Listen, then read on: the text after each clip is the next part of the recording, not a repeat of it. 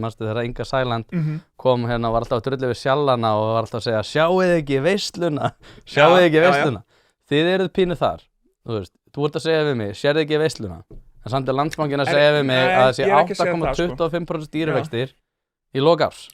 Það ekki heilsumerki og þú getur alveg svona farið yfir einhverjar jákvæðar horfur og ég sammálaðir með hérna skuldasöfnuna, algjörlega galið og líka sjallanir mega eiga það að þeir bara, þeir eiga það skuldlaust að hafa staðið í því. Nei, þeir geta alveg sagt að VG hafi verið hana og Framsókn hafi verið hana, en þeir allavega skrifuð upp á þetta. Þannig að ég velti fyrir mér, af hverju ertu að segja við mig, sér ekki veisluna, þegar Landsbankinn gerir ráð fyrir 8,25% stýrivöxtum árið 2027. Já, ég held ég sé ekki að biðja fólk um að sjá veisluna, sko.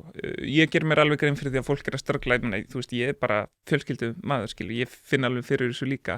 Það sem ég á við það verið að fara í kerfisbreytingar til að laga svolítið óheilbrigt ástand sem búið að vara í mjög langan tíma.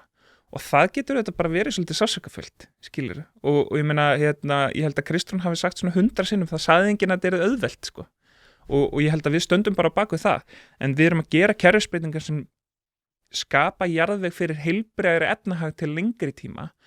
Og svo auðvitað, sko, það auðvitað erfitt fyrir mig núna að koma hérna eftir, vondar mælingar í janúar og febrúar út af þessum innskiptisaðgerðum í gjaldtöku og segja þetta var alltaf að fara að lagast, skilur. Og svo kemur bara stríði persafólóa sem bara hefur katastrófiskar afleiðingar fyrir heimsefnaðinn. Það auðvitað erfitt fyrir mig að segja, en ég stend samt við að það það sem var að gerast. Við sjáum verðbólgumælingu í nóvember sem leit mjög vel út.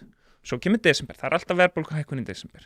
Svo kemur janúar, það alltaf verðbólguhækkun í janúar. Hún miðar samt við 12 mánuði aftur í tíman. Já, ég veit það. En það samt alltaf á milli mánaða, skilur. Ja, milli mánaða, en það ekki hækkunin.